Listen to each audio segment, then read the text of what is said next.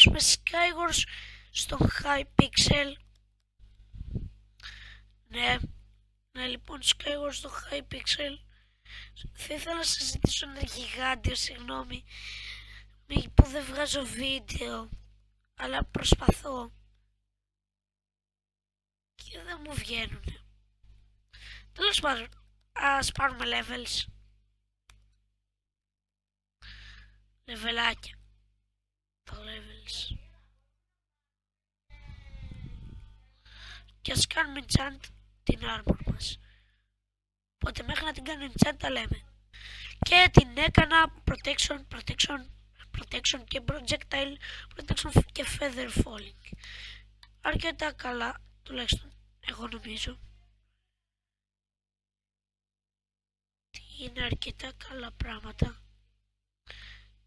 Και ρε φίλε, πάμε mid.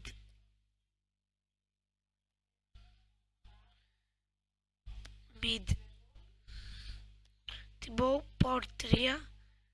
Τυχεροί είμαστε. Βρήκαμε πεταμένο από αυτό το τύπα power 3 bow.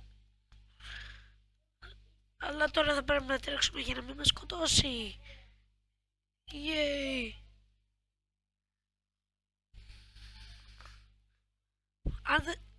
Αν με προσπαθήσει με σκοτώσει.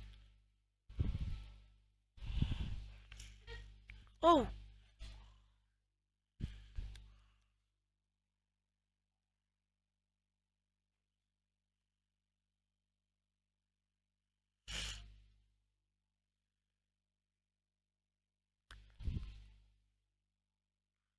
Παιδιά, sorry.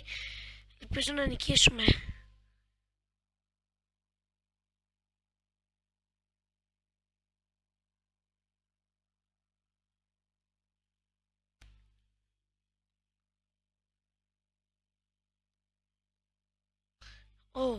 Ναι, νίξα, δεν το πιστεύω.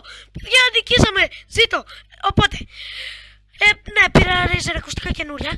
Και αν σας άρεσε αυτό το βίντεο, κάντε ένα like. Και για περισσότερα βίντεο και για να μαθαίνετε πότε βγαίνουν, ναι, κάντε ένα subscribe. Τα λέμε πάλι μια επόμενη φορά. Γεια σας.